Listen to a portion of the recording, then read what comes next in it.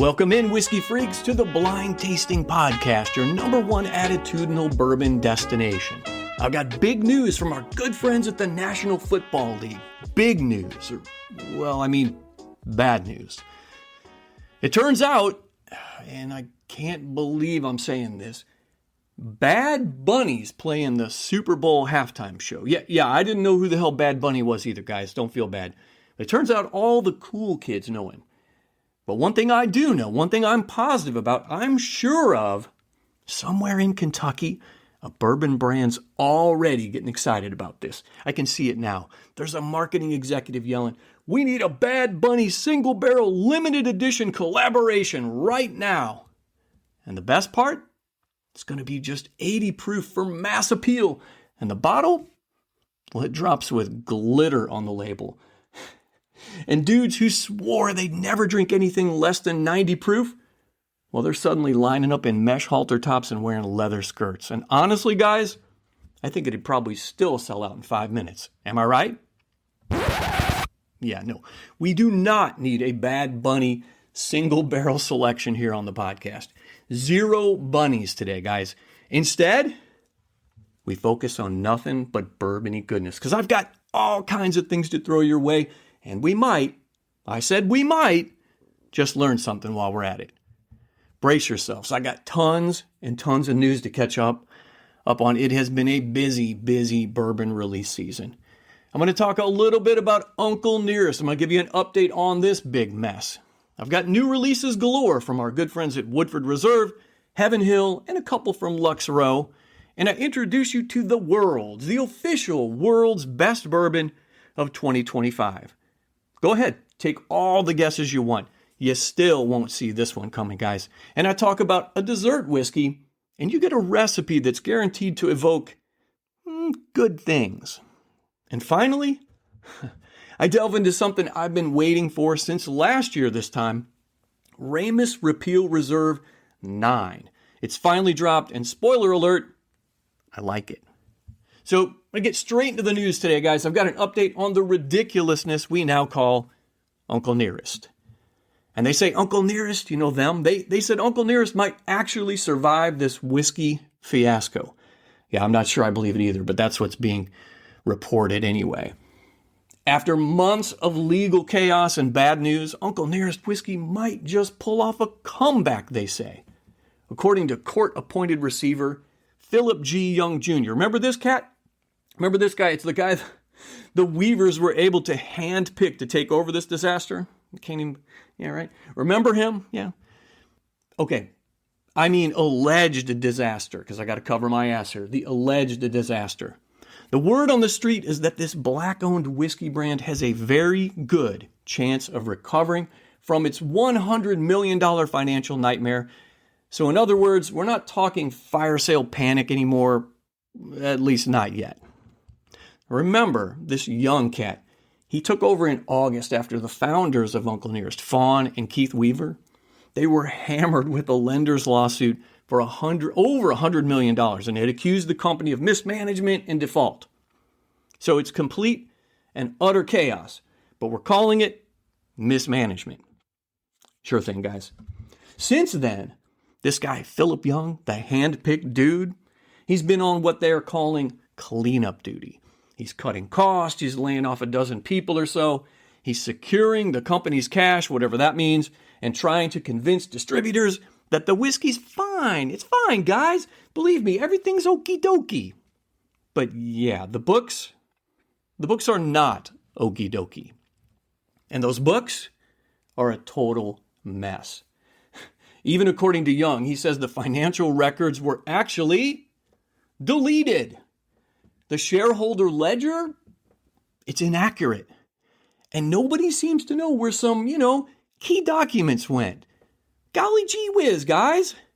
Young says, this handpicked guy, he insists there's still no corruption, just the lingering mess of bad former leadership. All right, my guy, we'll take your word for it. So they say despite all the chaos, shipments are moving again, investor interest is returning, and sales are actually showing signs of life. Listen close. This is the best part, guys. Young plans to sell off non-essential assets of the company, including, somehow, a vineyard chateau to raise cash and stabilize the operations. I mean, what in the actual hell were they doing at Uncle Nearest, guys?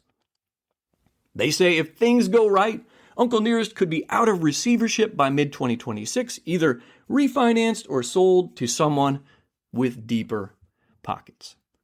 So it's been rough, right? But they're saying, unlike plenty of other brands that would implode under this kind of pressure, and I don't know why they're saying this, they're still saying Uncle Nearest still has a loyal following, a strong product, and now apparently an actual, adult in charge. Got that. The bottom line, they say, is Uncle Nearest has fallen hard, but it's not dead. And yeah, so I think things are still probably pretty normal, to be honest. I mean, they fired a handful of people. They're cutting costs or whatever. This guy obviously can't do anything about records that have been deleted. I'm sure that's going to work out well in court. But at least on the outside, it looks like they are taking care of business. And just to jump to last weekend, I saw these cats at the St. Louis Bourbon Festival last week. They had an Uncle Nearest booth set up under the tent, and they were giving out free samples like 150 or more. It might have been 150. I got to look. Hundreds of vendors were there, and they were there too. I personally didn't see a lot of people rushing to their booth to taste any of it, but they were there, so that's a good sign. And I do wish them best of luck, guys. And if I hear more about this, I'll let y'all know. Clearly, the road is probably still a very rough and long road for Uncle Nearest, so we're going to hear more, and I'll share it with you. We got new releases, and this one's from Woodford Reserve, and they're back at it with another experimental release, because it seems like that's all they do anymore is experiment at Woodford Reserve. You think after all these years. Anyway, this is their 21st installment in their Masters collection, and it's called Sweet Oak Bourbon. It's aged in barrels made from Chinkapin oak instead of the usual. No, I didn't. That isn't a racial slur there, guys. Instead of the usual American white oak.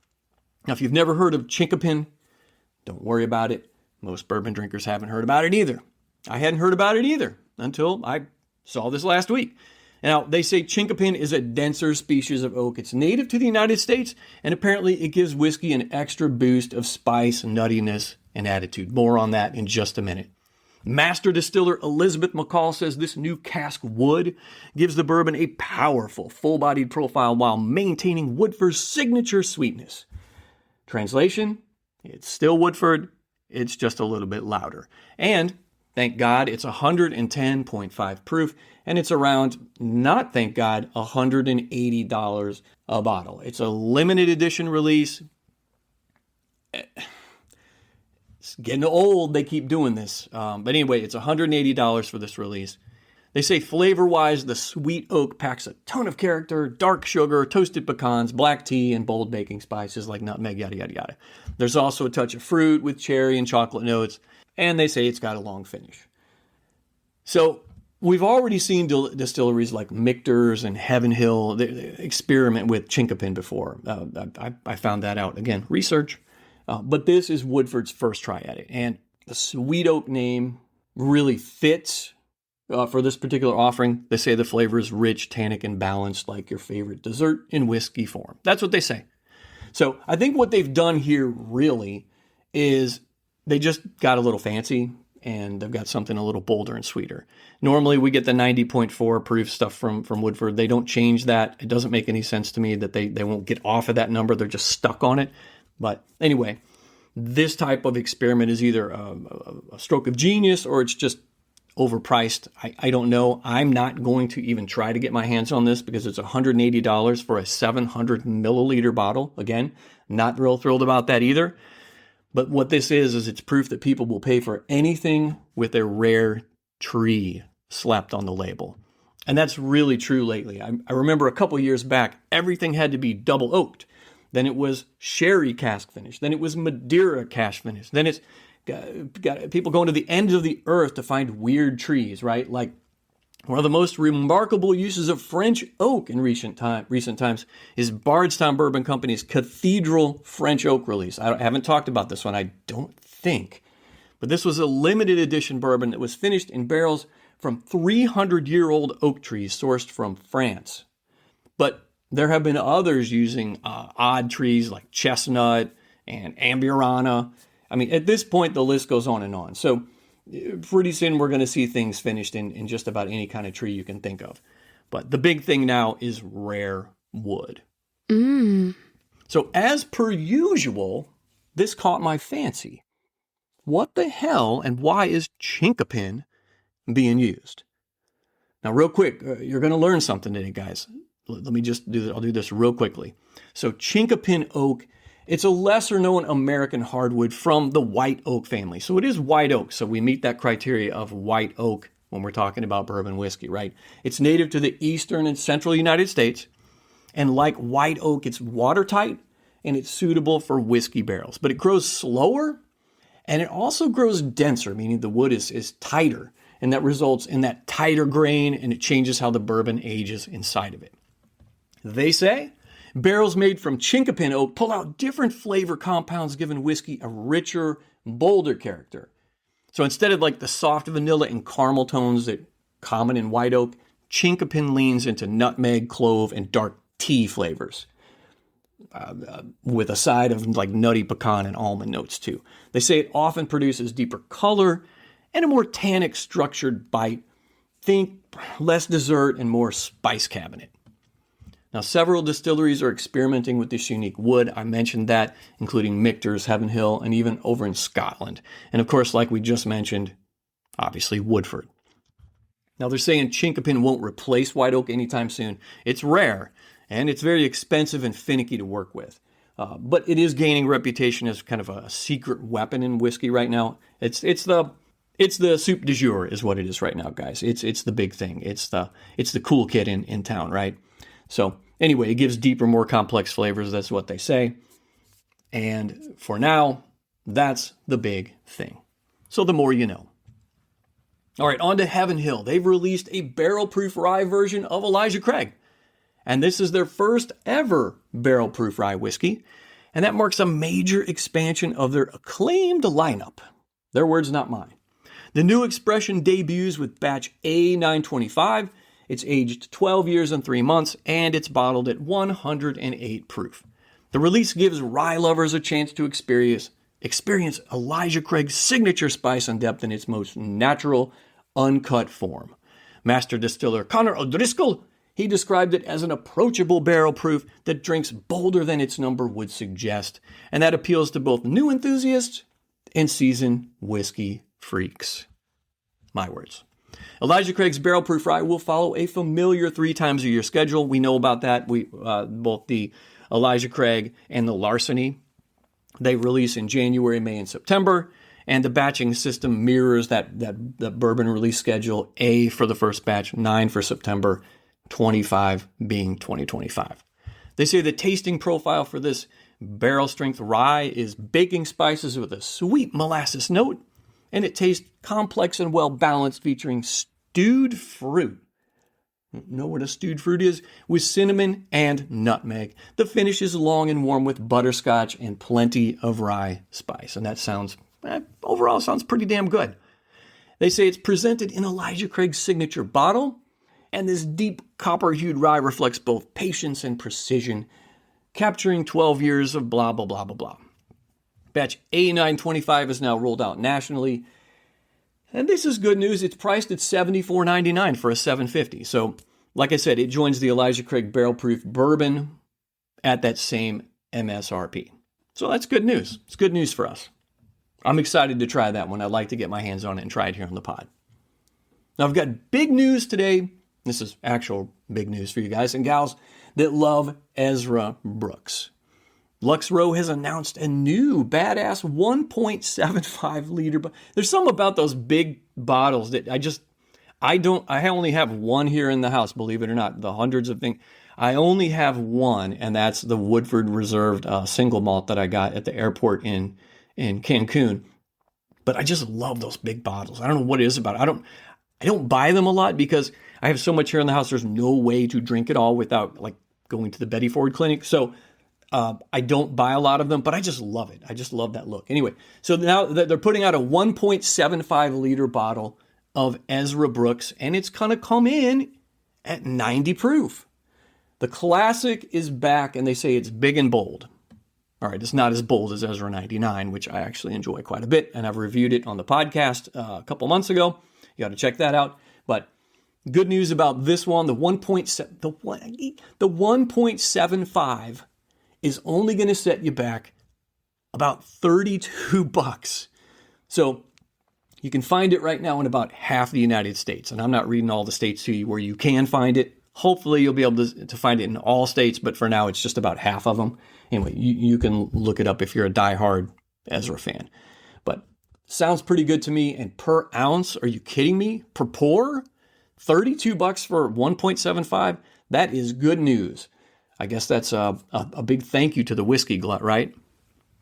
Apologies for this interruption, but we have some breaking news. All right, whiskey freaks, here's the deal.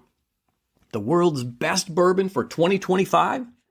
It cost about the same as a fancy-like dinner for two at Applebee's.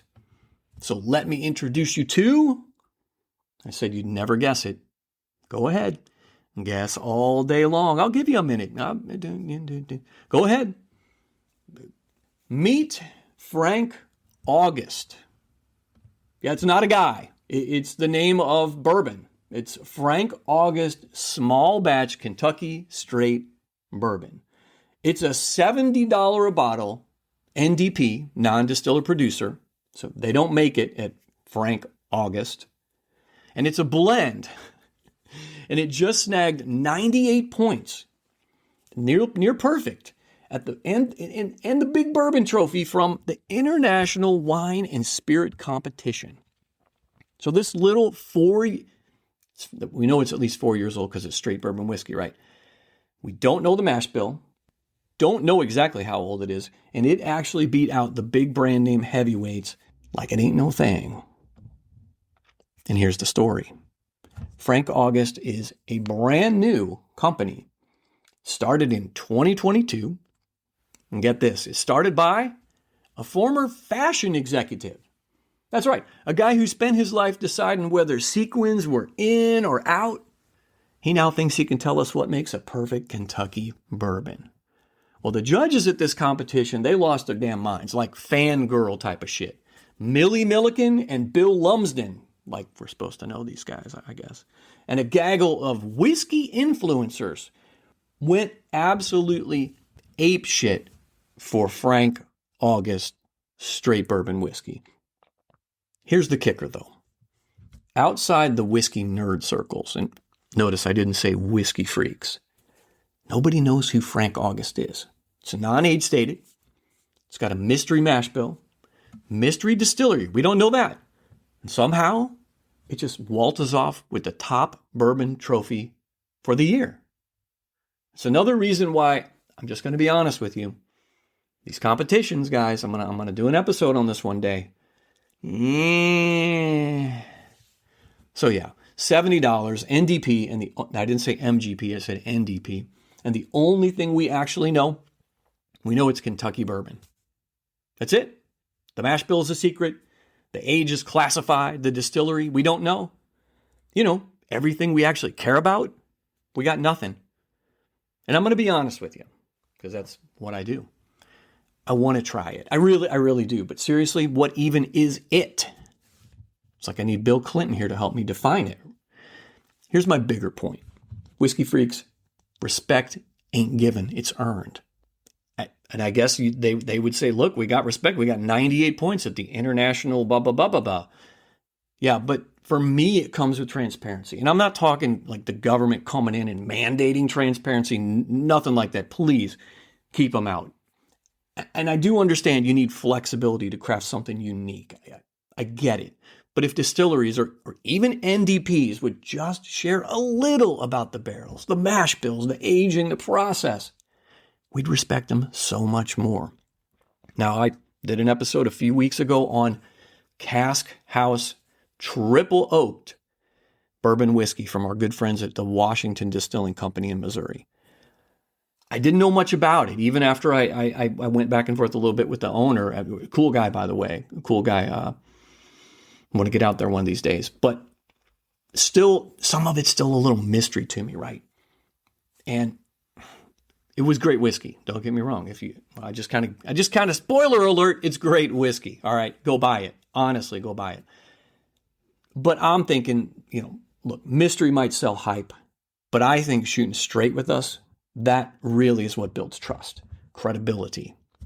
Let's make a real connection with the folks that are pouring your bourbon, right? That's what I'm thirsty for. I think that's what we're all thirsty for, and that's what we want. Alrighty, I got more bourbony goodness coming in at us from our good friends at Lux Row by way of Rebel Butter Pecan Bourbon Cream. I did not stutter. Rebel Butter Pecan Bourbon Cream. Now, my wife's, I can tell my wife's ears probably just perked up wherever she is right now. Now, they say Rebel Butter Pecan Bourbon Cream is here to steal the season. It's perfect for fall gatherings or holiday parties. This 30 proof sipper is a sweet, creamy twist on the wheated bourbon you already love, so say the good folks at Lux Row. They say, think all-natural cream, buttery vanilla, roasted pecans, and aromas that hit you with bourbon, cocoa, and brown sugar. Basically heaven. I added that part. It's packaged in a sleek black bottle. Not really sure why we have to do anything, but it's packaged in a sleek black bottle with a golden brown label. Rebel Butter Pecan Bourbon Cream is rolling out this month at Lux Row distillers and retailers nationwide. So here's a fun, okay, I know you could pour it on ice cream or any number of creations, but here's something fun. I'm here to help steer you to the safe harbor of bourbon delight. So here you go. This is going to be a beautiful recipe that's sure to win over your wife's heart, or at least get your brownie points, if you know what I mean. It's Rebel Butter Pecan Bourbon Latte. There's just a couple of ingredients here, guys. I'm going to run through this recipe, but it will be in the show notes, and I'm actually going to put it on social media the day this episode drops. You're going to take 1 shot of espresso or a half a cup of strong coffee. And I'd be the one to use the strong coffee. We don't do espresso here in the house. So half a cup of strong coffee, 2 ounces of this new Rebel Butter Pecan Bourbon Cream. And then you're going to do 4 to 6 ounces of steamed milk, depending on how big your cup is, right? Some of those coffee mugs are ginormous. I just have regular sized ones. I'd probably go with the 4 ounces of the steamed milk, whipped cream on top, and cinnamon or nutmeg for garnish. I guarantee instant brownie points if you whip this up for the wife. Or at the very least, you'll look like a hero for at least trying to do it. Mix this little beauty, hand it over with a wink, and watch your chances of domestic bliss go way up. Side effects may include smiles, cuddles, and the occasional, wow, you're good at this. As usual, guys, you're welcome. Well, crap, I forgot this one. Buffalo Trace. Yeah, I know. I can't go a damn episode without talking about Buffalo Trace, right? They just filled their 9 millionth barrel of whiskey. There. I said it. All done. Okay, right. I guess I owe you guys a little more, and I guess I owe them a little more respect than that. So I'll give you the rundown. Buffalo Trace just filled their 9 millionth barrel of bourbon since Prohibition. 9 million barrels. And they've been on a tear ever since wrapping up that little $1.2 billion we're expanding everything project earlier this year. They've got new warehouses, new stills, basically shiny new everything. And master distiller Harlan Wheatley says it's not just about making more bourbon. It's about keeping the same quality and craftsmanship that's defined the place since the 1850s. The 9 millionth barrel is going to sit in Warehouse V, the world's only single barrel warehouse, until they hit 10 million. And at the rate they're going, that's going to happen before your next bottle of Eagle Rare 12 actually shows up on a store shelf. So yeah, congratulations. Good job, Buffalo Trace. It's doing what they do best, right? Cranking out bourbon history and making us wish we had a friend in Frankfurt who owed us a big favor. And I want to put this milestone in perspective for y'all. So Buffalo Trace filled their 8 millionth barrel just 3 years ago in 2022. And prior to that, the 7th millionth, let me say that twice, the 7 millionth barrel was filled up in 2018. So they've actually ramped up their production quite a bit, no doubt. And I was wondering, and you might be wondering too, when was the 1 millionth barrel actually filled? So I looked it up. The 1 millionth barrel was filled after Prohibition at Buffalo Trace in 1942. There you have it. Okay, so what I really want to talk about today, guys, is my recommendation. There's going to be no review or the like today, no in-depth, long-winded review. But I do have in my hot little hands here a bottle of something I think it's special. You know what else is special? Yeah, you guessed it. My new book, Whiskey Wisdom and Bourbon BS, Barrel Strength Legends, Lies, and Untold Tales. And you can get it on Amazon right now, all day, every day. Inside, you'll find dozens of wild historical, some ridiculous whiskey stories about outlaw distillers, shady marketing schemes, whiskey-fueled inventions, and folklore and facts about whiskey. Some of this stuff is so weird, it might just make your head spin, guys, or at least it might make you laugh. Each chapter ends with one simple question. Is it whiskey wisdom or is it whiskey bullshit? You be the judge. Now, it's best enjoyed with the pour you're about to keep or collect. The book is cheap. It's full of fun. Just $10 on Kindle over at Amazon. And if you don't have a Kindle, it's not a problem. Use the free Kindle app on any device or read it right on your computer browser on Amazon.com. Grab a copy, guys. Pour yourself something good. Maybe light a cigar. Hopefully have a few laughs. And like I always say, you might just learn something. That's Whiskey Wisdom and Bourbon BS, Barrel Strength Legends, Lies, and Untold Tales. The link's going to be in the show notes. All right, whiskey freaks, let's get to the fun part now. Not a review, but rather my recommendation today. And today I'm cracking open a bottle. I mentioned it. I've been waiting a year for this. Remus Repeal Reserve IX. Yeah, last year's version, number 8. I didn't hear a lot of good things about it. Not a winner. But this year, I think this one's pretty special. Now, my guy near the house, he dropped this on social media a couple weeks back. And unfortunately, we got there late and they were all gone. But he also owns another liquor store. It's about 25 minutes away. He made a call, and let me just say this. It was worth all the trouble driving down there. Now, it officially dropped late August, but you know how that goes, right? My local place got it in September. So I'm really not far behind the curve here, guys. And there's another reason why I'm actually going to talk about this today on the podcast, because I'll get there in just a minute. So it only set me back $85. I know that sounds insane. The MSRP on this bad boy is $100. So for $85, I kind of felt like I was off to a good start. And it gets better. Oh yeah, get this. He's selling Repeal Reserve VIII. That's last year's, and I believe it's not as good, for $105. So got this one for $85. Last year's $105. Just to put it in perspective for y'all. So it comes to us from our good friends at Luxco. Ross and Squibb, a.k.a. MGP. And it's in that typical Repeal Reserve bottle design. It's kind of got that prohibition-y look. It's pretty cool. Not really going to go into many details about that, guys. But I am going to go into details about the age. And this is a blend. And don't get your panties in a wad. It's a blend, but it is a blend of 10, 11, and 18-year-old bourbons. Say it with me, guys. 10-year-old, 11-year-old, and 18-year-old bourbon. Yes. It's a blend of those four. It has 44% of 10-year bourbon. That's the 21% rye. It's got 23% 10-year bourbon of the high rye, the 36%. It's got 26% of the 11-year rye, and that's the high rye, 36% mash bill. And it's got 7% in this bottle is 18 years old, and it's the low rye, the 21%. It comes in at 104 proof, which is absolutely amazing. It is non-chill filtered, And this is the highest proof offering so far for the Repeal Reserve Series 2. Just thought that would be worth mentioning. Like I said, MSRP is 100. I got it for 85. I'm not bragging. That's just what happened. Alrighty, let me pop this bottle open. And I'm not going to lie to you. I was too excited to not already open this baby. And I tasted it the other night. So that's really why I'm foregoing the usual long-winded review. And I'm just getting down to brass tacks today.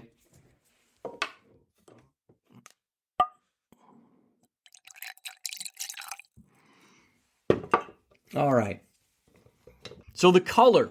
I always start with color. I think that's probably the natural place to start. And I always say never judge the color by the bottle alone or in the bottle, right? I know I kind of repeat myself sometimes, at least that's what my wife tells me.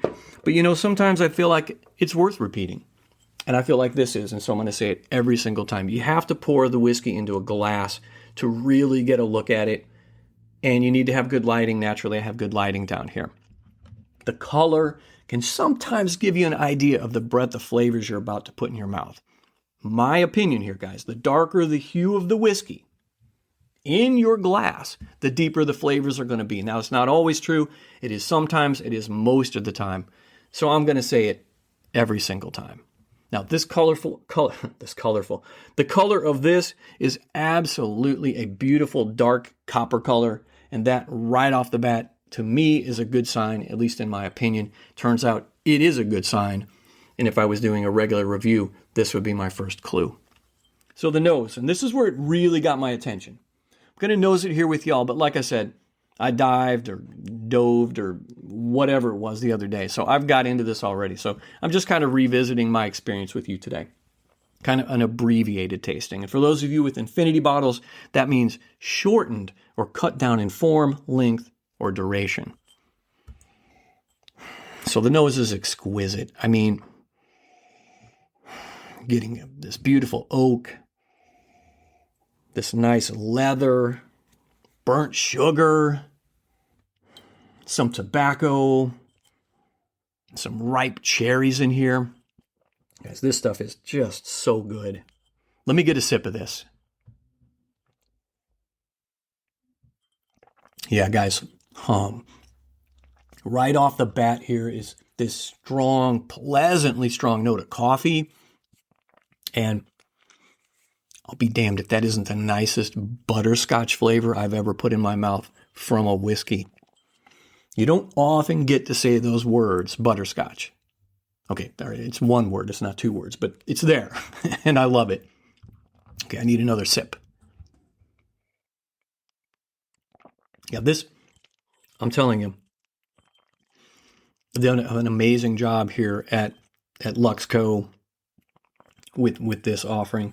Remember, it's 104 proof, and for me, if you listen to the pod before, you know that's really in my sweet spot there, anywhere between 100 to 120 proof, really a sweet spot for me. We got 10-year, 11-year, and 18-year-old bourbons in here, and it shows.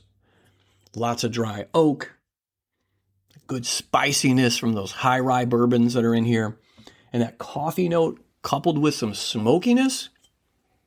Maybe just that tinge of cherry in here. Now, I'm not a huge fan of the cherry notes you sometimes get. Think back to Barrel Bourbon Gray Label that I tasted, the 15-year-old. That was a long time ago. That was a year ago I tasted that here for you guys. This is nice. And I really get more butterscotch in here than I've ever gotten from any other bourbon. It's just amazing. Let me get another sip here. Okay, this is where I've got one tiny complaint. Okay, I've got two complaints.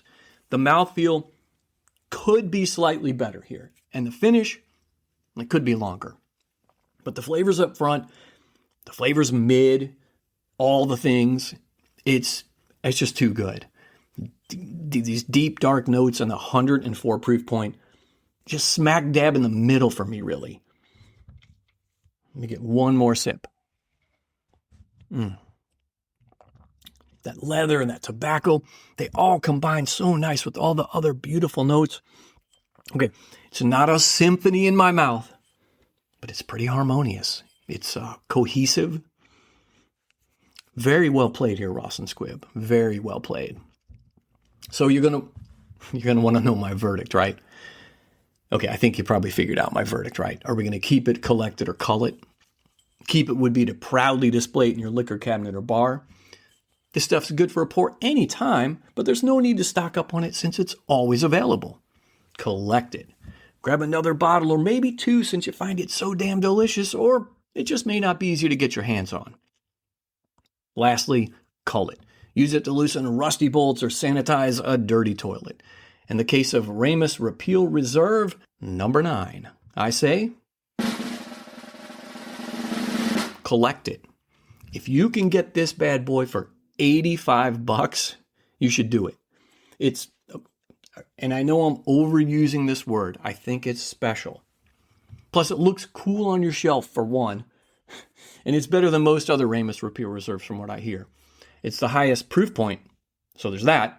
And those tasting notes. If you love deep, dark flavors of coffee bean and dry oak and that doggone butterscotch, it's just so good. If that's the kind of thing that you enjoy, if that's your jam, you're going to love this Repeal Reserve 9. Now, you can probably still find it out there, so head on out to your local liquor store, your bottle shop like I do. Like I said, develop and I've said this on previous episodes, develop a relationship with your guy or gal that owns the liquor store that works there, right? My guy down here, he's super cool. He's hooked me up. But it's a win-win relationship, right? I'm buying a higher priced whiskey, and in this case, he was selling it out at one location, but he was not selling it out at the other location. So it's a win-win. And like I said, if you can find it for MSRP, which is $100, or like I did for $85, did I mention I got it for $85? You should grab it. You should taste it. And my bet is that you'll run back out and grab another one. Please, guys, don't forget to subscribe to all the things. Spotify, Apple, YouTube, iHeart. The more places you subscribe to Blind Tasting Podcast, the more visibility it gets. And I'd be forever grateful to y'all. Thank you. That's it, guys. That's all I got this week. Thanks for listening. And really, thanks for sharing the pod with all your buddies. It's showing. I'm seeing that in the numbers.